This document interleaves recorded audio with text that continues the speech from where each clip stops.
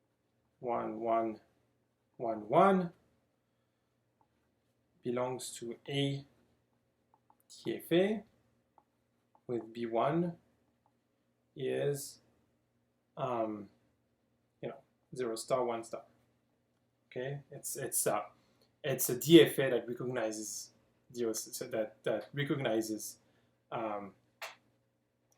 0 star 1 star. I should say recognizes because it's not B1 is not properly speaking a regular expression. It's a DFA. 0 star 1 star. Okay. And you can build very easily the finite automaton that corresponds to that and encode it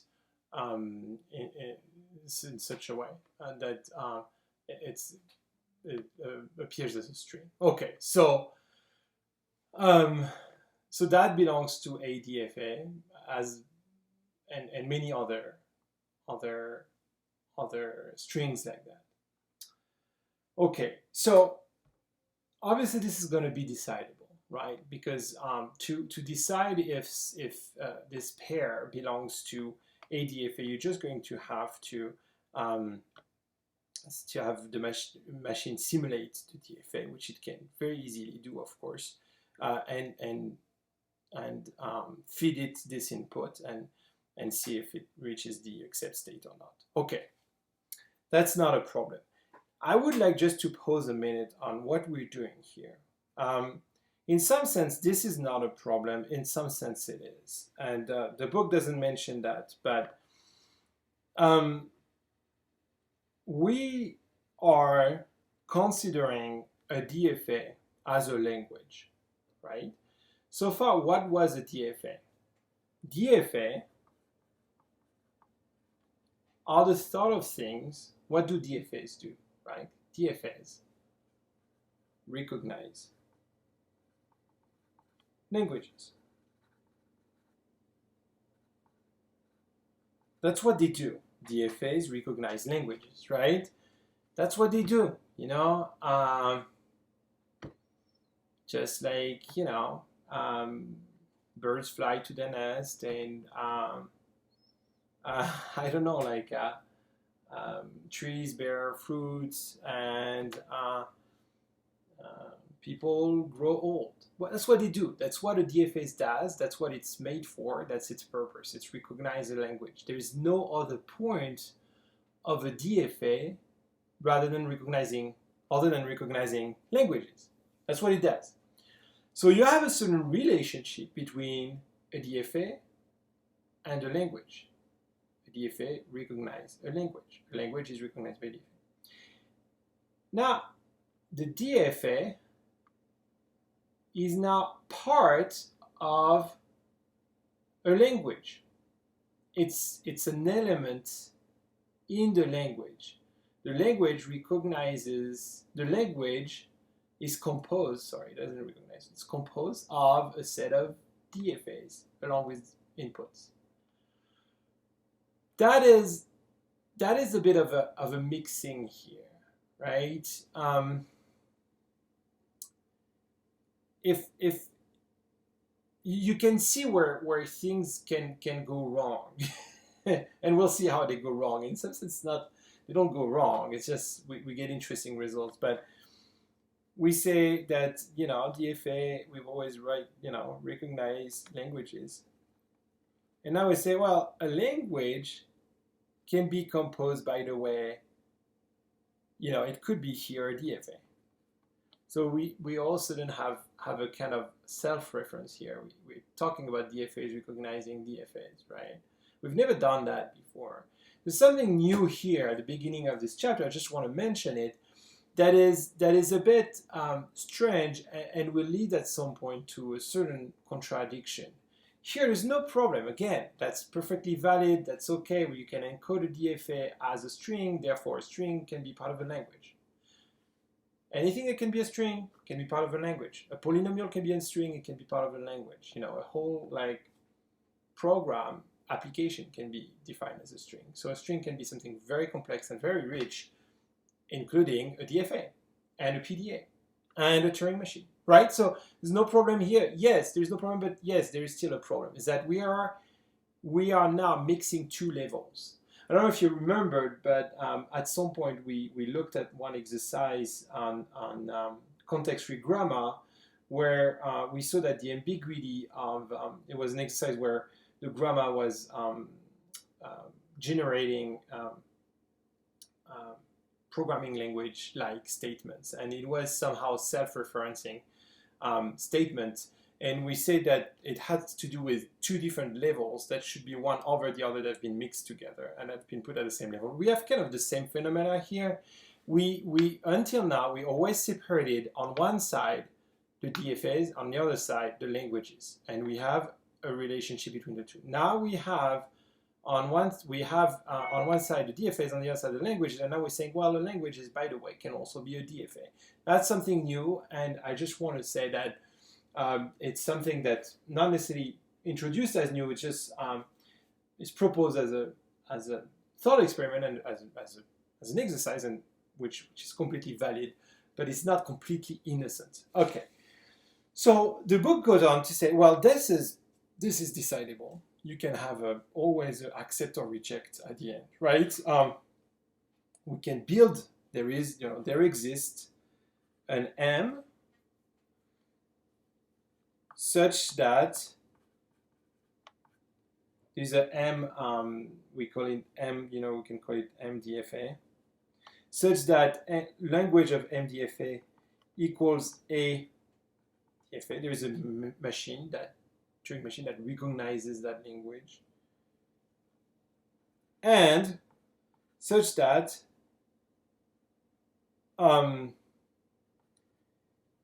MDFA always halts. So in other words, we can say that MDFA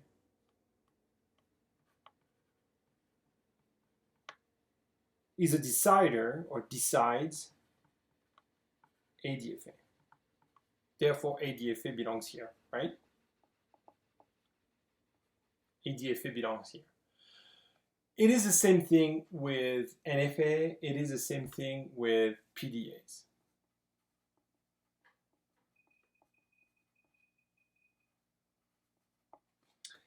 You can go on and show that PDAs are also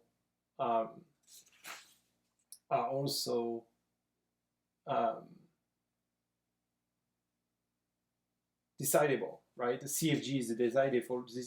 CFG is a decidable language, and APDA is also decidable.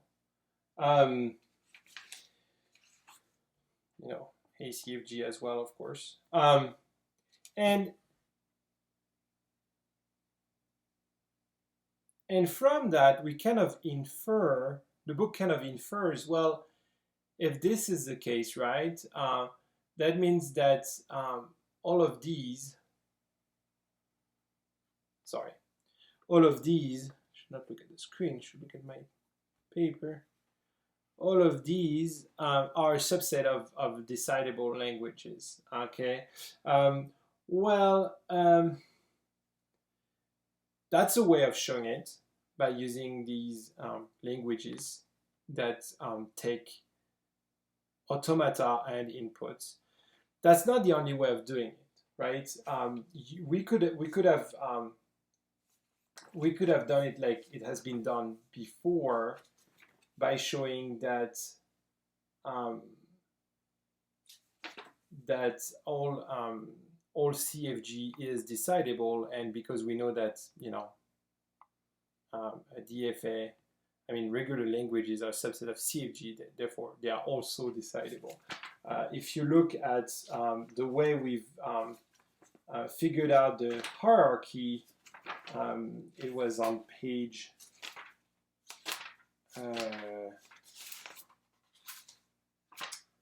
in chapter 2,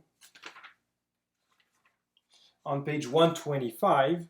Okay, if you look at page 125, you also have the hierarchy between regular languages and context-free languages.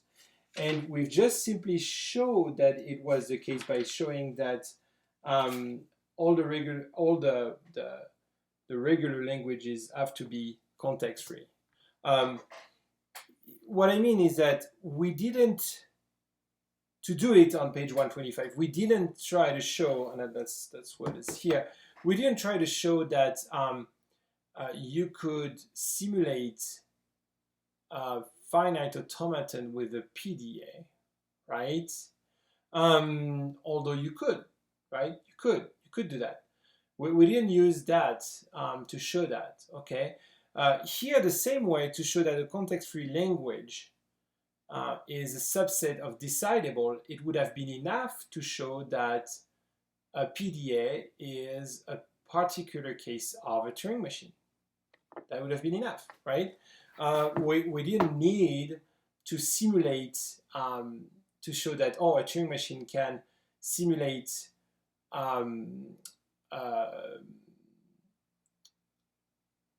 can simulate a PDA. We can just show, well, a Turing machine in some sense is an improved PDA, right? It's a PDA with 2 stacks instead of 1. We could have used other ways. The book has chosen to do that because this is a good introduction to proving a language that is not decidable. Okay, so I just want to mention here that so far what we've shown could have been done in another way without using this kind of strange mixing of things, where we talk about a language containing DFA or PDA or others. Now, of course, we can push this a little bit more by saying, well, can a Turing machine recognize a Turing machine? Can it simulate Turing machine, right? So we investigate ATM. We now investigate ATM. That is the set of pair Turing machine and input such that M is a Turing machine and M accepts W. And this is where things start to get interesting, is that ATM is undecidable, right? ATM is undecidable.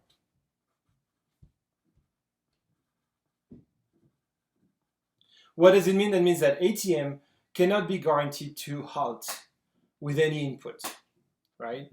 There are some inputs with which you cannot determine if ATM is accepted or rejected, right? You remember what that means, okay? That means that you don't always, doesn't always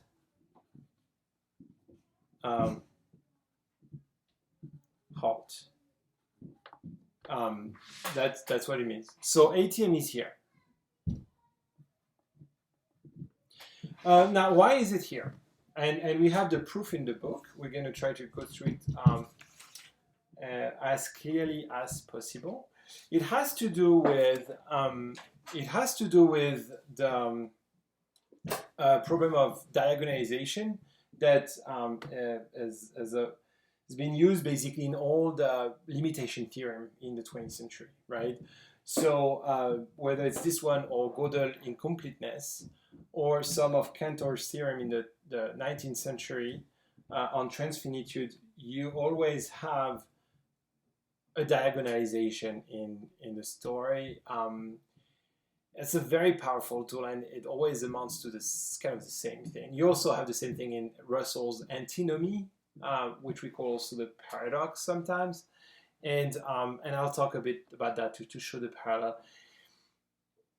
Basically, the idea of diagonalization is it was put together by Cantor to show that some infinite sets are larger than other infinite sets, which is kind of strange, right? If it's infinite, how can some sets can be larger than others? And the basic idea is to say, the powerful idea behind is to say that the cardinality of real numbers is greater than cardinality of natural numbers. And the reason for that, and the trick for diagonalization, is to say, well, you don't have a one-to-one correspondence between these two. You have a one-to-one correspondence between the natural numbers and a lot of other countable sets. We call them countable, right? But R is uncountable. You cannot count them. That means that basically you cannot like put an index, like a hash map table, or an array to put all the real numbers in them. It's not a discrete, it's obviously it's continuous, right? The way to show that is that if you have a table and you try to say, well, no, I'm going to try to count the real numbers. I'm going to use a method. It's very strange, but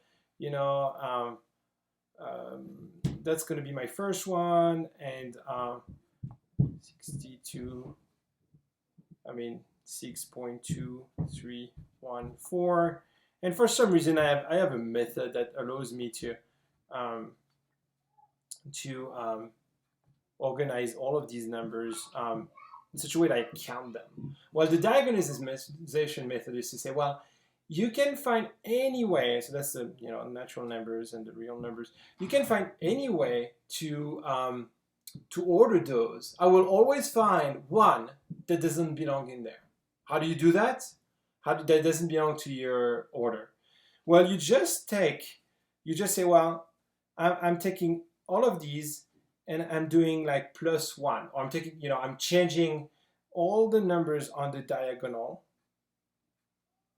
and I'm changing it a little bit so that, I'm saying, well, 0.1, 1, and I change all of them somewhere in the diagonal. By doing that, by changing everywhere in the diagonal to the infinity, right? I know that this number I've completely created, constructed, this number is not in the list, right? Because this very number has one spot is always different, necessarily different from all the numbers in the list. Right? There's one spot where we tweak it at each stage. So it's always, that's why we call it generalization. We always take a different number on all this diagonal, and the final number that is constructed, which is never final because it's infinite, doesn't belong to my list here. It's not there. So I'm basically saying you can try to order all your real numbers as much as you want. I will always find one that doesn't belong there. There's always one in between. There's always one more. So R is another order of magnitude than N. That's the idea. Okay. It happens that actually, if you do the power set of N, this is the cardinality, the size of the power set of N is equal to the cardinality of R. That's interesting. That means that if you take the set of all the set of natural numbers, if you take sets of natural numbers, infinite sets can have any size. Well, you basically have reals, right? Reals are nothing but an infinite set of natural numbers. You can describe a real number as a set of natural numbers, right? So if you do the power set, the set of the sets of natural numbers, not just a set of natural numbers, but the set of sets of natural numbers, you basically have all of these. You have all the reals with a set of so the power set of natural numbers is equal in size to R, to the cardinality of R. And that's important. We need that, and we will see why. The first thing that we observe in the book is to say some language have to somehow be in there. This cannot be empty. The space here is not just made up. You could say, well, how do I know there is something here, right? How do I know there's something here? We've shown that so far we've seen a bunch of Turing recognizable languages, but they are all also decidable. We've not seen anyone that. So you could question the existence of that, right? You could question until you find one, right? Here we have one, but we didn't prove it yet. So until you prove it, you could question it. But before proving that there is actually one, we can actually prove that there are many, and they have to be. And to do that, we're just going to use that result, right? Here, because the coordinate of the power set of n, another result that is fairly obvious is that if you take the power set of n, it's necessarily bigger than the cardinality of n. There are more sets of, there are more sets of natural numbers than there are natural numbers, okay? So how can we use that result? Well, we can show that just like n, the set of Turing machines, of possible Turing machines, is countable, right? If you take the set of possible Turing machines, it's countable. You can count them. It's infinite, but it's countable, okay? Why? Well, the book gives more like details, but basically you can encode a Turing machine. First, you can notice that for any alphabet, this is countable. For any alphabet, the language associated with this the set of possible strings associated with this alphabet, not language, the set of possible strings is countable. You can see that just by saying, well, let's take the, if you take 0, 1 or 0, 1, 2, whatever, you can first start with a string with 1 of length 1, and then on a length 2, of length 3, of length 4, etc. And you can count them. You can just enumerate them. It's not like real numbers, right? It's like natural numbers. And Turing machines are also countable because you can encode Turing machines. It's always going to be a finite encoding, right? You have a finite set of states. You have a finite set of we have a finite alphabet. You have a finite tape alphabet. All the characteristics of the Turing machines are all finite. You can all encode them. So same thing. You can take the smallest Turing machine possible, and then you go larger and larger and larger, and you can really index them, like the number 1, the number 2, the number 3, the number 4. Here it's possible to index them like n. So Turing machines are countable. Languages are not. And that's the interesting part, right? So the set of possible strings is countable, but languages are not. Why? Because languages, the set of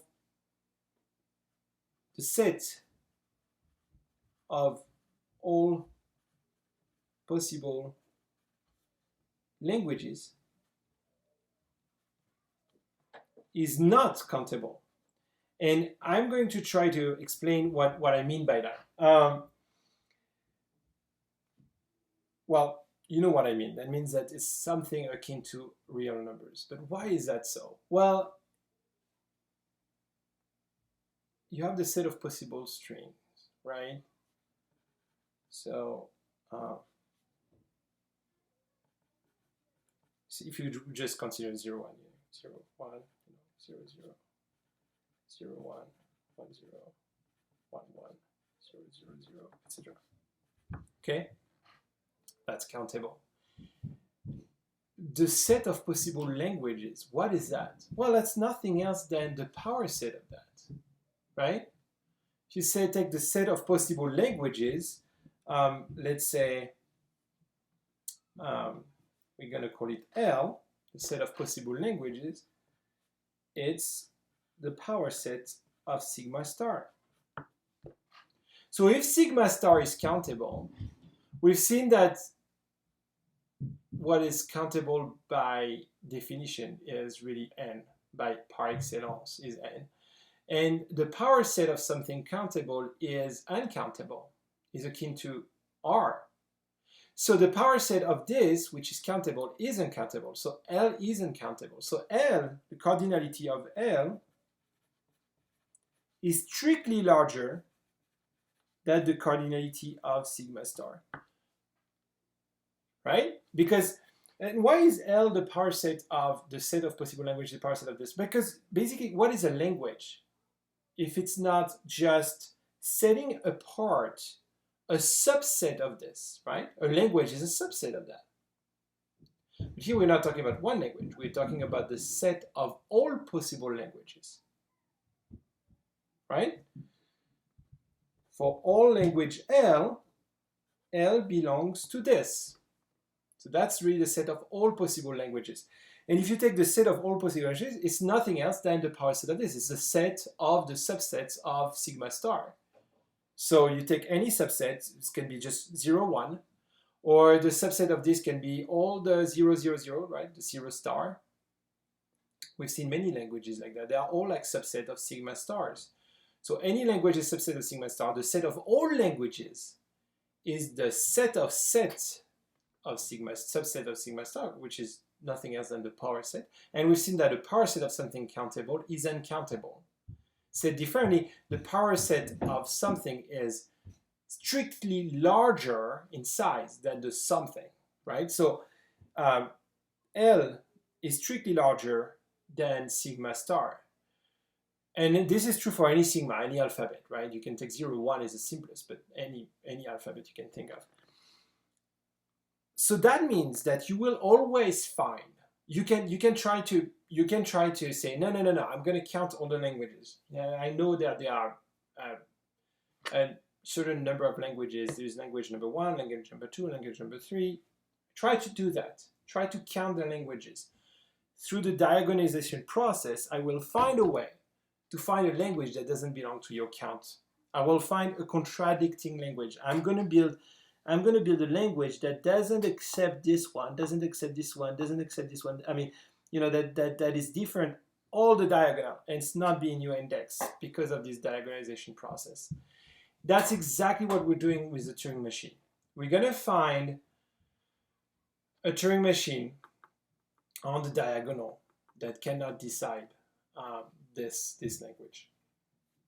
So ATM is, in some sense, one of these diagonal things that's been constructed to not belong. So, but we already know, here we've not constructed ATM, but we said, by definition, this is not empty, okay? This is not empty, right? We know there are things here, a lot of things, actually, just something akin to real number versus natural number, right? So we're going to build one of them, and I know it's I mean, this is truly the most fascinating part of this course. I know it's a bit like a lot and a very abstract thing, but bear with me. It's really not that bad.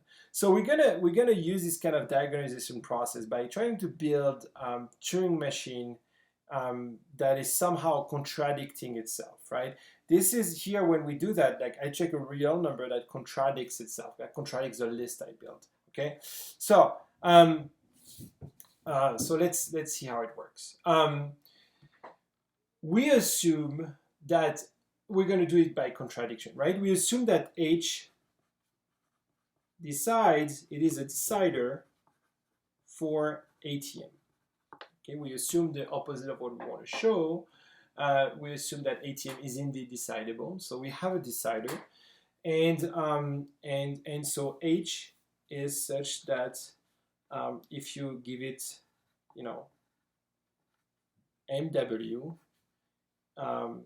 it accepts if M accepts W and rejects if M doesn't accept, right?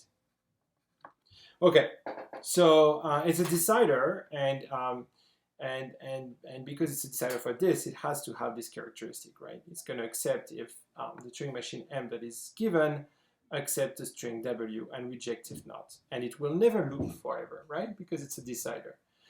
Now we build on top of H, we build another machine that will do the opposite of what H does. I mean, that will basically that will run H to decide if W is accepted or not.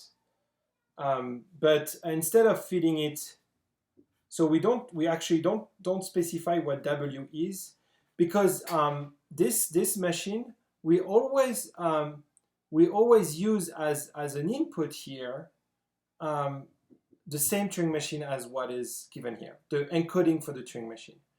So it's kind of strange, but D will accept if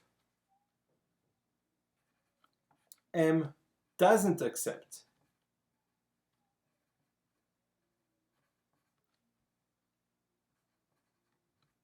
its own Turing machine as an input, right? So there's nothing problematic here. You can, again, we said the Turing machine is a string, right? If it's a string, I can give it as an input to a Turing machine and to itself, potentially. And it rejects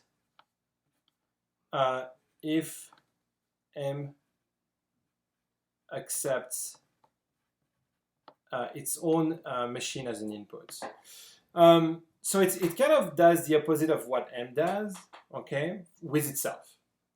And now the question is, and this is the famous diagonalization of contradicting itself, right? This thing here, you have the contradiction, right?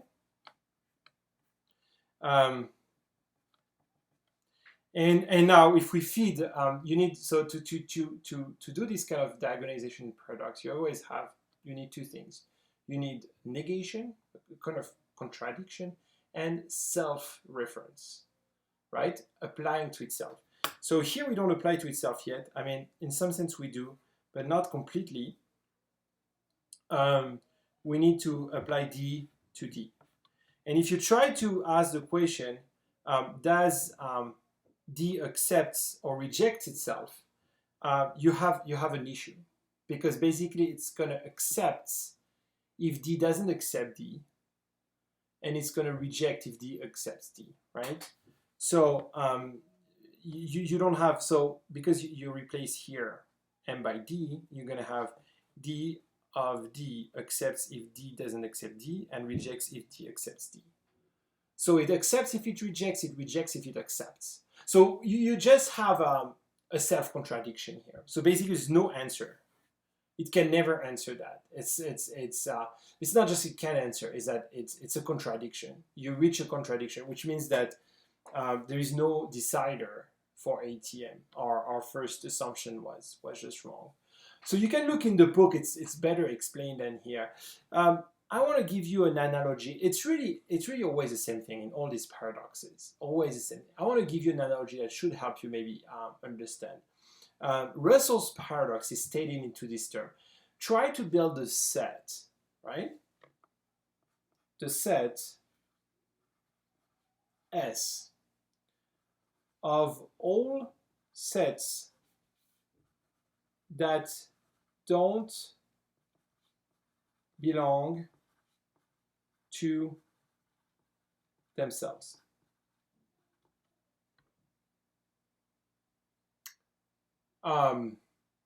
There's also the Barber paradox that exists that is kind of similar, right? The Barber that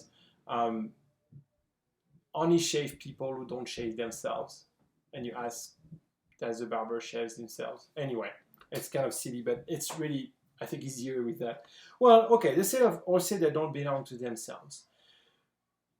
Again, negation and self-reference always are the two components of these paradoxes, right? Of the diagonalization, always, right? Negation and self-reference. Okay. There's nothing completely wrong here, right? A set that doesn't belong to itself, that's not problematic, right? To say that a set doesn't belong to itself. Well, if I take A equals, I don't know, 0, 1, 2, this set doesn't belong to itself.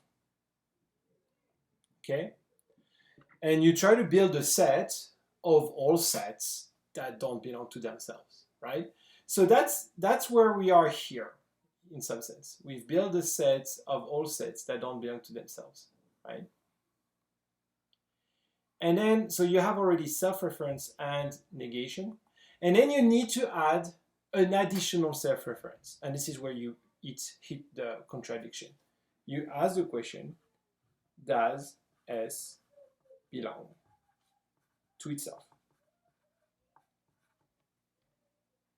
Is S part of the set of all sets that don't belong to themselves?